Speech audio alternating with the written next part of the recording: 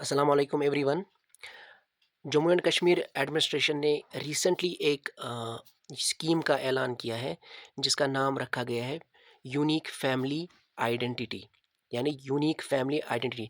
इस स्कीम में क्या है कि एक अल्फ़ा न्यूमरिक कोड, जैसे हमें आधार कार्ड में न्यूमरिक कोड होता था 12 डिजिट का, यहाँ पे एक अल्फ़ा न्यूमरिक कोड दिया जाएगा हर एक फैमिली को। ये इंडिविजुअल को नहीं है, एक फैमिली को।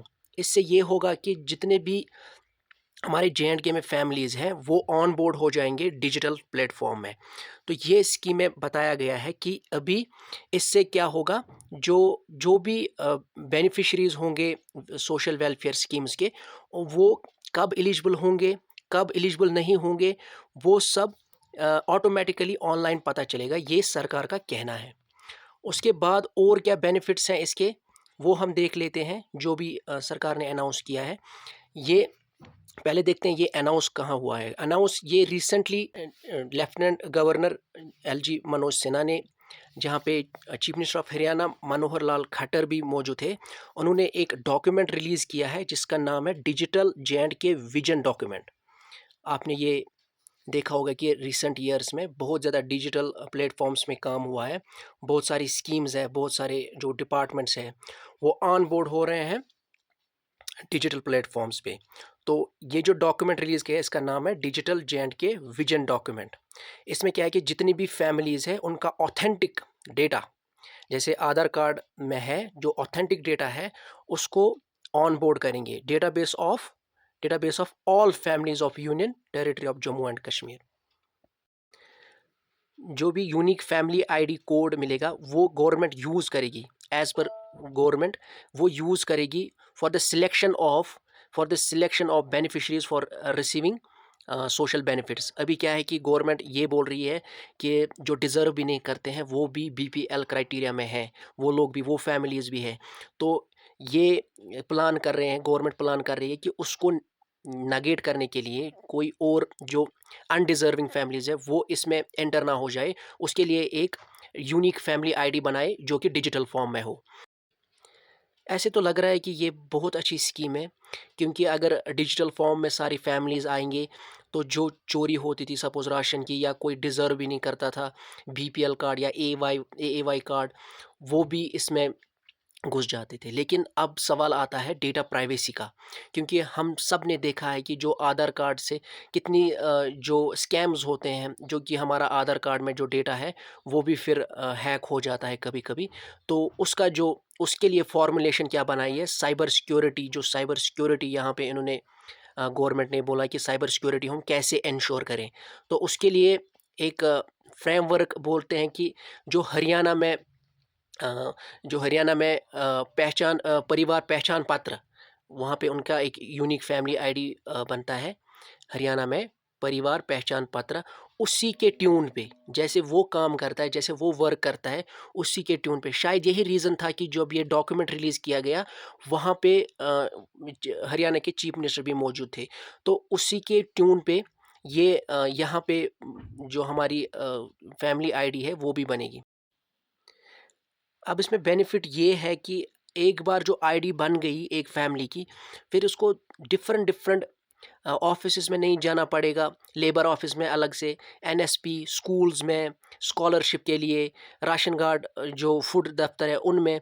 तो एक बार ये आईडी बन गई उसके बाद जो भी बेनिफिट्स हैं, कोई डॉक्यूमेंट, कोई भी सर्विस अवेल करने के लिए कोई फर्दर इनको डॉक्यूमेंट, जो भी फैमिली है, डिज़र्विंग फैमिली है, उनको डॉक्यूमेंट भरना नहीं पड़ेगा। जो रूलिंग पार्टी है बीजेपी, उन्होंने तो बहुत वेलकम किया इस मूव का। उनको करना भी था क्योंकि उन्हीं की गवर्नमेंट है सेंटर में। लेकिन जितने भी हमारी यहाँ पे रीजनल पार्टीज़ है, लाइक नेशनल कॉन्फ्रेंस है, पीडीपी, कांग्रेस वगैरह, उन्होंने बहुत ज़्यादा अपोज किया है इसको, क्योंकि अकॉर्डिंग टू देम जब हमारे पास ऑलरेडी एक सिस्टम इन प्लेस है, डीबीटी बेनिफिट जिसको हम बोलते हैं डायरेक्ट बैंक ट्रांसफ़र, जैसे हम एनएसपी स्कॉलरशिप में हमारे बच्चे जिनका आधार कार्ड लिंक होता है अकाउंट से, उनको डायरेक्टली ट्रांसफ़र होते हैं अकाउंट्स में पैसे। तो वो कह रहे हैं कि जब ऑलरेडी हमारे पास इन प्लेस है ये सिस्टम, तो अलग से हमें आईडी बनाने की क्या ज़रूरत है।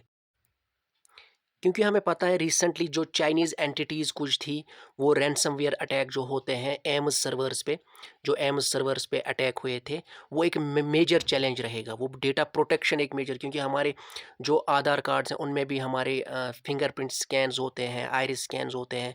तो ये जो अटैकर्स है, जो रैनसमवेयर अटैक्स होते हैं, उनके लिए बहुत ईज़ी बन जाता है एक डेटा को ब्रीच करना, कहीं से भी, कहीं किसी भी डिपार्टमेंट का जो डेटा है वो निकालना।